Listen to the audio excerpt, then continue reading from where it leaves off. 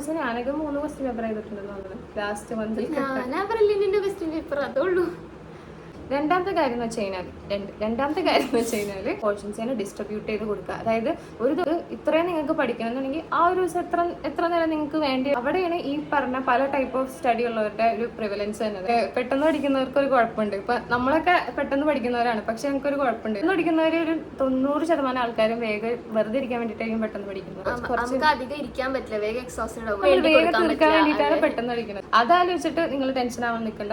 5 അല്ലേ അടുത്ത ക്വസ്റ്റ്യൻ. ഇപ്പൊ 1 മന്തിന് നിങ്ങളിപ്പോ ഡെയിലി പറ്റിയില്ലെങ്കിലും പിന്നെ വരുന്ന ഇമ്പോർട്ടൻസ് കൊടുക്കുന്നത് നിങ്ങൾക്ക് വീക്ക് ആയിട്ടുള്ള അല്ലെങ്കിൽ ഡിഫിക്കൽട്ട് ആയിട്ടുള്ള ഏരിയാസ് ചെയ്താൽ അത് ഓരോരുത്തർ ഡിപ്പെൻഡ് ചെയ്യും. ചിലപ്പോൾ ചിലർക്ക് ഒരു ടോപ്പിക്കിൽ തന്നെ ഇരിക്കുകയാണെന്നുണ്ടെങ്കിൽ പെട്ടെന്ന് ബോറടിക്കും. ഈ മെയിൻ ആയിട്ട് ക്വസ്റ്റ്യൻ പേപ്പറിന്റെ മാത്രമുള്ളൊരു കളി വരുന്നത് ലാസ്റ്റത്തെ മാസത്തിലേക്കാണ്. ആ കാര്യം ചെയ്തതിനെ നമ്മൾ അനലൈസ് ചെയ്യുന്നതിലാണ് എപ്പോഴും കാര്യം.